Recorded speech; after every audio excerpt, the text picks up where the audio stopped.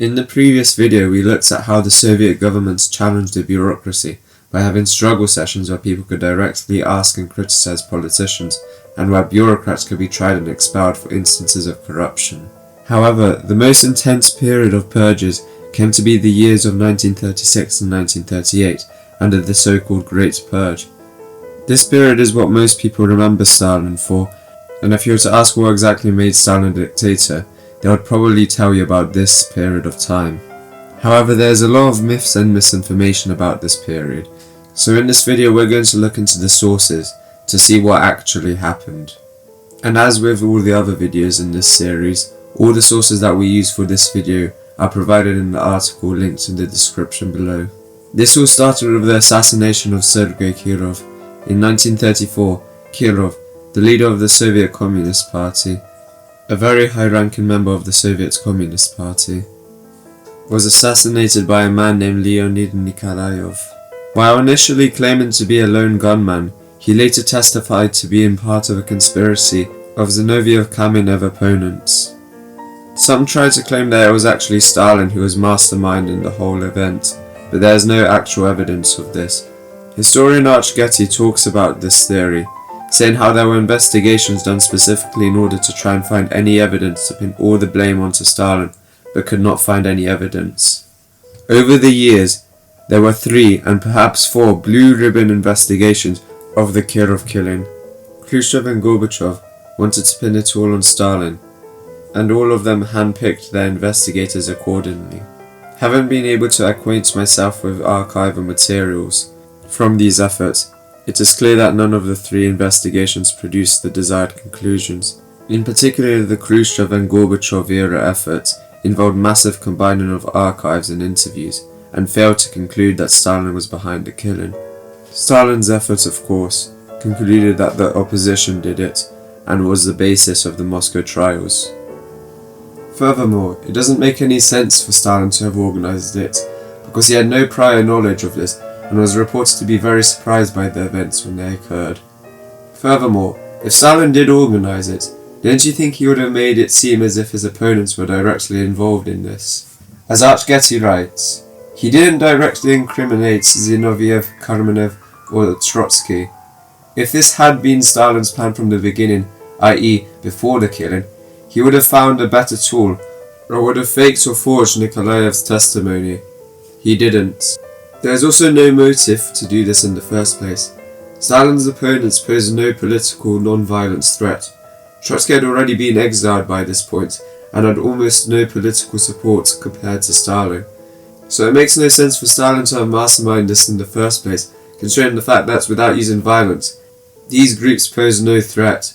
Furthermore, Stalin had no interest in keeping power for himself. He tried to resign 4 times. Given that if the Central Committee had decided to approve his resignation, he would have been out of power. How can those who claim Stalin wanted to keep power for himself reconcile this? They can try and say that this was an act and a show, but so what evidence is there to support this? Was Stalin secretly controlling them? Did he have NKVD officers prepared to shoot them if they accepted his resignation? To all of these absurd scenarios, there is no evidence.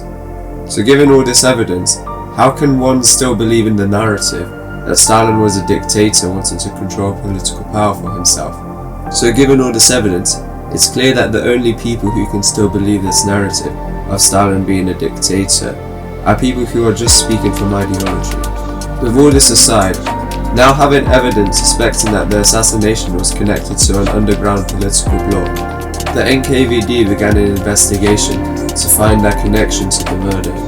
Max Borovsky, an NKVD agent, managed to infiltrate Trotsky's organization and became Sedov's second in command. He reported to Moscow that Sedov and his followers were planning assassinations of Stalin and Voroshilov. This discovery of a Trotskyist-Zinoviev underground conspiracy trying to overthrow the Soviet government came as a massive shock. Everyone knew there were ex-Trotskyists and other opposition groups in the country. However, this new group was different. It was an illegal conspiratorial group, not a political opposition. Also shocking was that all opposition leaders, like Zinoviev and Kamenev, were among its leaders. together with ex-Trotskyists like Smirnov, who in reality were still Trotskyists but in secret. Trotsky continued to claim that he had no agreement with the oppositionists, and he had no contact with them since 1927. This turned out to be false. The Bloc itself was in routine contact with Trotsky.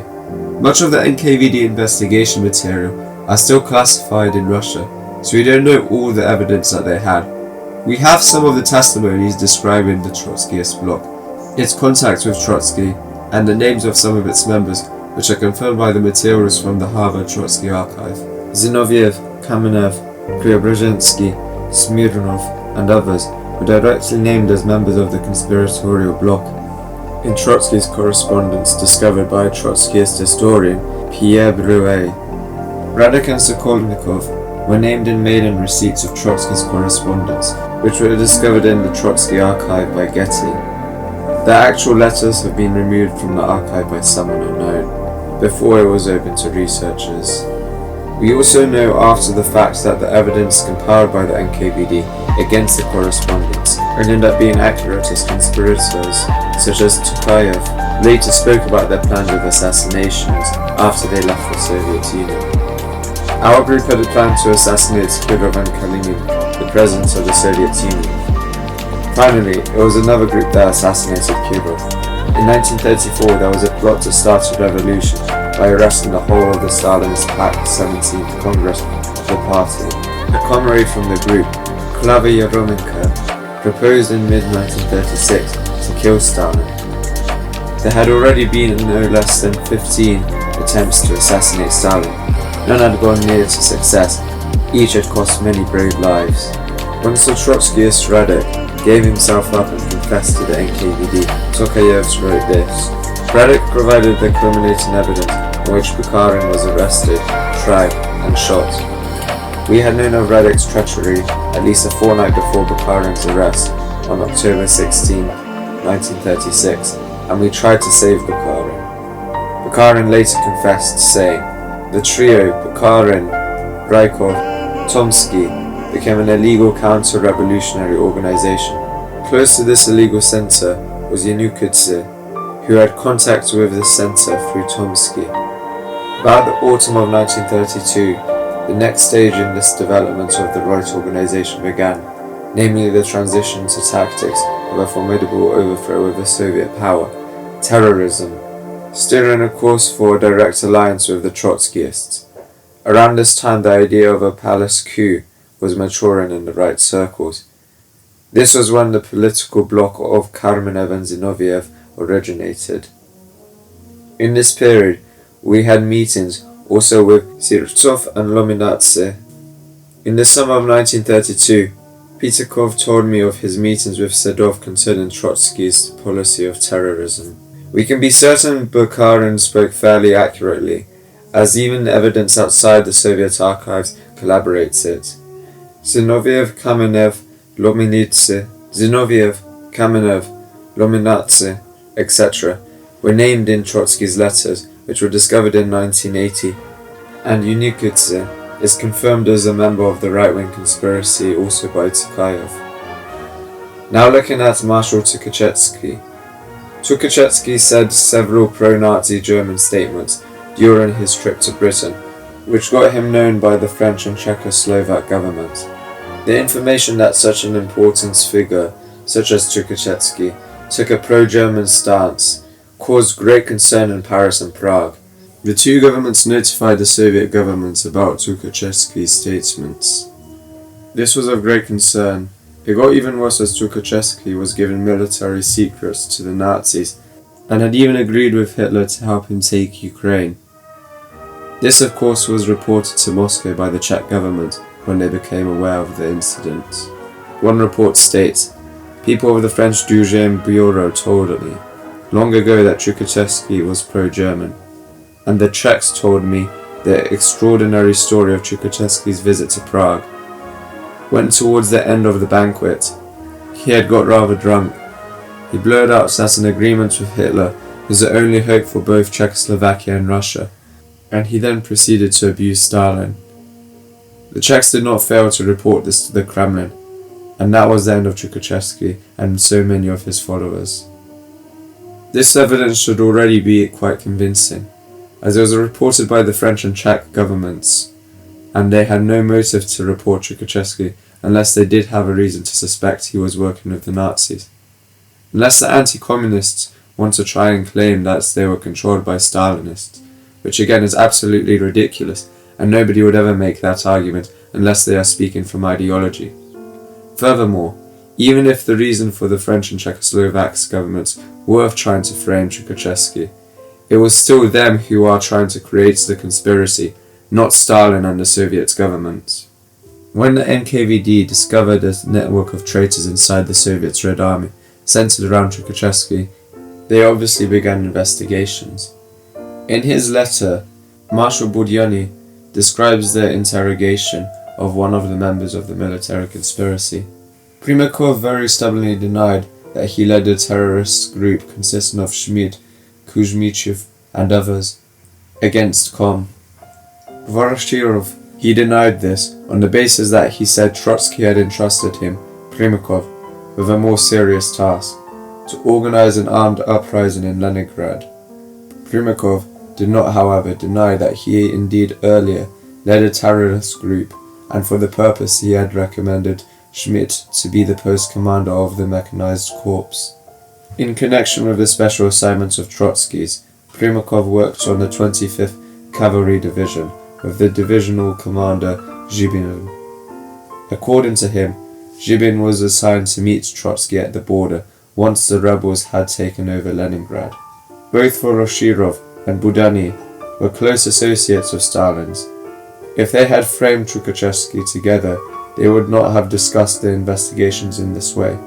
Also, if accused Primakov was framed, he would probably not insist that he was currently a member of a terrorist group, but instead a military conspiratorial one, as both are equally illegal. Furthermore, Primakov admits of being a part of a terrorist group previously, just not currently. This gives credibility to his testimony. Both the investigative materials and Budyonny's letters were never intended for publication and didn't come out until decades later, so lying in them would be pointless. In this connection, the Shvernik report should be mentioned. It was a report compiled by a Khrushchev-era commission, whose goal was to gather materials that could be used to disprove the guilt of Tuchkachevsky and that Stalin had framed him. Unfortunately for Khrushchev, the commission failed to find such evidence, but instead found further evidence that suggested Tuchkachevsky's guilt. Among some of the materials discussed in the Shvernik report is a telegram from a Japanese military attaché to his superior in Japan testifying to a secret contact with a representative of Marshal Tuchkachevsky, further confirming the Moscow trial testimony. The report went unpublished at the time, as it didn't achieve what Khrushchev wanted it to. The case file of Tuchkachevsky is still classified. The last person known to have read it is Colonel Victor Alkinis, relative of one of the peoples involved in the trial. In an interview by Vladimir Borbov, he said the following: "I turned the pages of the transcript and had more questions than answers. I came away with the impression that obviously there had really been a conspiracy. But this is what struck me. In the transcript, there are parts which attest to the sincerity of what the defendant said, no matter who claims that the trial was an organized show, that they worked on the defendants specifically so that they would give the necessary confessions. Imagine this. Let's say Tuchkachevsky is telling about a meeting with a German military attaché in a dacha near Moscow, and at that moment, Primakov interrupts him and says, 'Mikhail Nikolaevich, you are mistaken. This meeting did not take place at your office at the dacha, but was on the veranda.' I think that it would have been impossible to direct things such that Tuchkachevsky said precisely that, and that Primakov would then make a correction like that. Very well, but was there anything there that made you think that the trial had been scripted and directed anyway? No, it would have been impossible to script and direct such a trial as is in the transcript. That is, you wish to state that, having read the transcript, you did not find any traces of any kind of staging. Yes. On top of all of that, all of them confess, and when they all admitted guilt in their last words, stating that they would have been participants in the conspiracy, and knowing that after that, execution awaited them, it is just impossible to imagine that they forced them all to make such admissions and declarations. What was the main point of accusations of the conspirators? Everything was there: espionage, preparation for a military coup, sabotage, wrecking. And what does espionage mean? You were talking about the meeting at the Dacha. Yes, with the German military attaché. They were talking about arranging coordination with German military. Contacts were going on with them. One last question. In your interview with Elementary, you talked about some kind of cannon that might shoot at our own times from back in the 30s. What did you have in mind? If an objective research project on the events of those years were to be done, free of ideological dogmas, then a great deal could change in our attitude towards those years and towards the personalities of that approach. And so it would have been a bomb that would cause some problems. This should be plenty of evidence to show Tuchkachevsky was indeed working with the Nazis. However, it was not just Tuchkachevsky who was collaborating with the Nazis, but Trotsky was also guilty in trying to collaborate with fascism in order to try and help him gain power in the Soviet states. There was evidence found that showed that Trotsky was trying to promote the idea of having the Nazis come and weaken the Soviet states so that they could come to power, which just goes to show how blinded by ideology the Trotskyists are. Now, with all this in mind, it should be pretty clear that there was an actual conspiracy trying to overthrow the Soviet state. It wasn't just something fabricated by Stalin. This is just some of the evidence that shows the guilt of the conspirators, which is of course sourced in the article linked in the description below. But there's far more evidence that we haven't gone into in this video, as if we did it would be 2 or 3 times longer, and I think the evidence provided already proves the points. Despite all this evidence, what people would usually then try to say is that the Moscow trials were themselves not fair and corrupt. So, we will now go through the arguments that people usually use to show why the Moscow trials are corrupt. The main arguments are usually as follows. 1. The accusations were simply unbelievable, and there is no way that there could have been an underground group trying to overthrow the government. 2. The accused were tortured or threatened to force their confessions at court. 3. They confessed falsely in order to help keep the party's image. The first point just goes to show how little substance they have. They have no evidence to show that the trials were not fair, but instead they just rely on feelings and saying that, oh, it was just too unbelievable for it to happen. But looking at the actual procedure of the case, at the time of the trial, nobody seemed to think that there was any problems with the trial.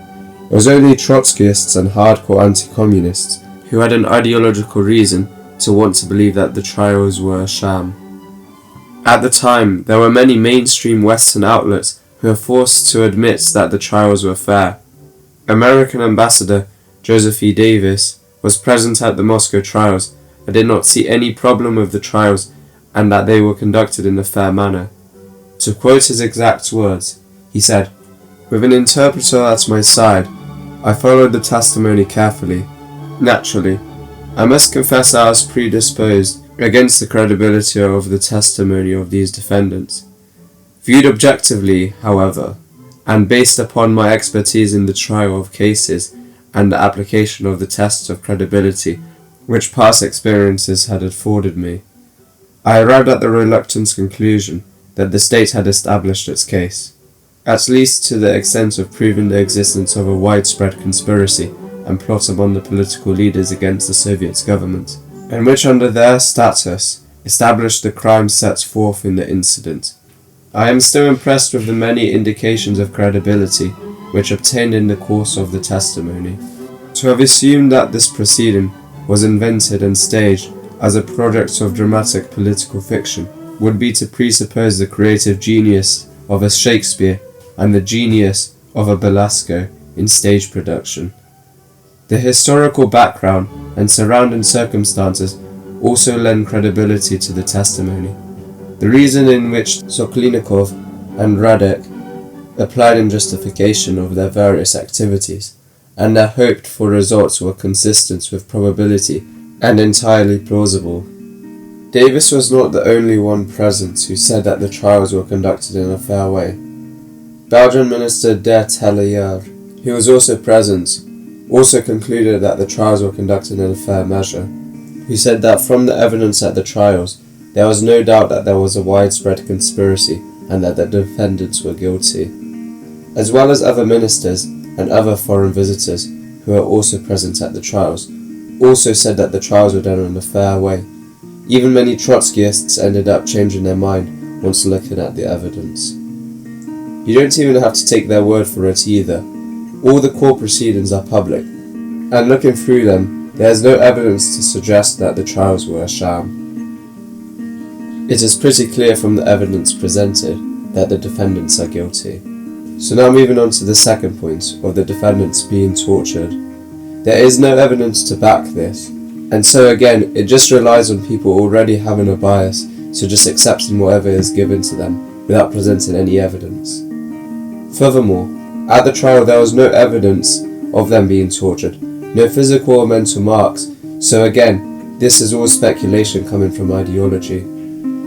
And then for the third point, again, is also just speculation with no evidence. This one doesn't even make sense. Why would they want to preserve the party's image if you are being falsely accused? Surely a government who is falsely accusing you of treason is not one that you would want to protect the image of.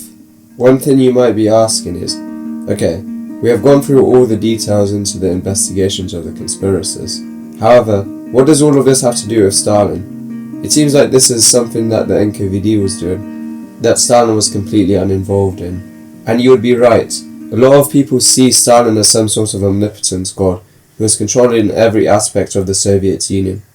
The fact that stuff had very little to do with him just goes to show how much people are blinded by ideology when it comes to this topic. It would be like saying Rishi Sunak is directly responsible for carrying out police investigations in the UK. Through this period, there were investigations into finding who was involved with trying to overthrow the Soviet state. There were people in the military beyond Tuchkachevsky who were also found guilty of plotting against the government and of being Nazi sympathizers. The purge of the military, however, was nowhere near as large as you hear in Western propaganda, of half of the military being removed. The truth was that in the height of it in 1937, only 7.7% were removed. In 1938, it was 3.7, and 1939 it was 0.08%, far less than the statistics you usually hear. There were also purges of the bureaucracy that continued under this period, who have been the biggest targets of the purge. People usually think that the Great Purge was targeted at everyone, but the truth was, ordinary people largely didn't feel any effects from this. It was mainly the party bureaucrats and top elites people who were purged. As we already talked about in the democracy video, ordinary people applauded this and made criticisms of corrupt careerists. The Great Purge saw this greaten to an even bigger extent. There was also the continued investigations of other people involved with terrorist and assassination attempts against the Soviet government. During the investigations, something unexpected happened. The director of the NKVD, Genrik Yagoda, was part of the right-wing conspiracy led by Bukharin, Rykov, and Tomsky. He was also found to be complicit with the Trotskyist Zinoviev assassination of Kirov. It was found that, in 1934, before the murder of Kirov, the terrorist, Leonid Nikolaev, was picked up by OGPU agents in Leningrad. In his possession, they found a gun and a chart showing the routes that Kirov traveled daily. When Yagoda was notified of Nikolaev's arrest, he instructed Zaporochets, assistant chief of the Leningrad OGPU, to release the terrorist without further examination. Zaporochets was one of Yagoda's men. He did what he was told. A few weeks later, Nikolaev murdered Kirov. He himself said, "I took all measures in the course of a number of years to guard the organization, particularly its center, against exposure. Through his time, he was consistently working with the Bloc of Rightists in order to try and hide them and any evidence against them. However, he was not the only one working with the conspirators against the Soviet state. Yezhov, the very head of the NKVD, while the NKVD was trying to find and crack down on real enemies, Yezhov was himself an enemy in the inside. He tried his very best to protect the conspirators to the best of his ability, or even arresting and even executing innocent people in order to try and create popular distrust with the Soviet government. Yezhov himself said, "All this was done in order to cause widespread dissatisfaction in the population with the leadership of the party and the Soviet government, and in that way to create the most favorable base for carrying out our conspiratorial plans." It was not just Yezhov, but there were others doing the exact same thing. We endeavored to expel as many people from the party as possible. We expelled people when there was no grounds for expulsion. We had one aim in view: to increase the number of embittered people, and thus increase the number of our allies. These people were completely sick and corrupt. They had betrayed the Soviet state, and they had targeted innocent civilians in order for their political gains. When it became evident that there were wreckers, Stalin responded by urging caution, saying, quote, "It was necessary to hunt down active Trotskyists, but not everyone who has been casually involved with them," Stalin announced. In fact, such a crude approach could only harm the cause of the struggle with the active Trotskyist wreckers and spies. Each case of expulsion from the party for connections with the former oppositionists should be dealt with carefully. When it was found that the NKVD under Yezhov was arresting innocent people, it was not yet evidence that it was intentional, and they were doing it because they thought the evidence against them were conclusive and were just making some mistakes. Stalin said the following: "Wholesale expulsions, based on this heartless attitude, alienated party members and therefore severed the needs for the party's enemies." According to Stalin, such embittered comrades could provide additional reserves for the Trotskyists, because the incorrect policy of such of our comrades on the question of expulsion from the party creates these reserves. It is high time to put a stop to this outrageous practice, comrades. As this continued, Stalin became more suspicious and tried to contain radicalism through the press articles, speeches, revised electoral plans to deglorify the police and empowering them to become more skeptical about getting accurate evidence. And in addition to this, there was also limits of power on the NKVD passed by the Central Committee as a response to this radicalism. Once the full truth had been revealed, and it was found what Yagoda and Yezhov were truly doing, they were both tried and executed for their crimes. Journalist Edgar Snow wrote about this, saying, "The sadistic Yagoda and Yezhov, who for a time ruled a state within a state, the GPU, were chiefly responsible for these outrages. By Yagoda's own account, his hirelings faked thousands of documents and so mixed up the records that it was impossible to tell a genuine dossier from a bogus one."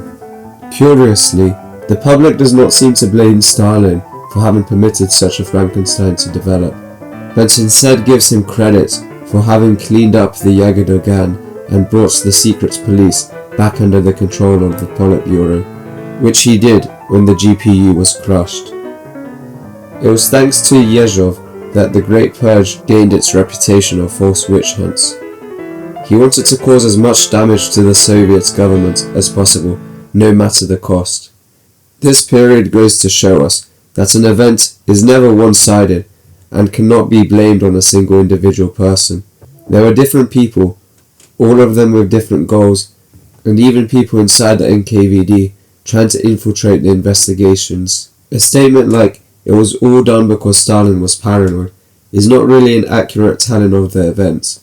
The truth is, Stalin had very little to do with this period. The truth of what really happened was there was a conspiracy trying to overthrow the government, many of whom were indeed guilty, and an NKVD investigation in trying to find who was involved in this. while the conspirators tried their very best to cause as much damage to the Soviet government, hiding themselves, and even infiltrating the NKVD to try and frame innocent people while hiding themselves.